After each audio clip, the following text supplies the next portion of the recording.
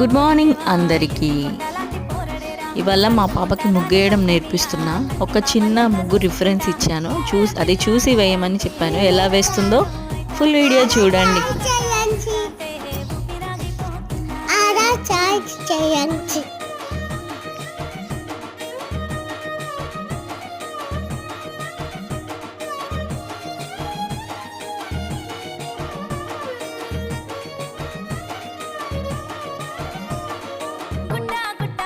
కరువు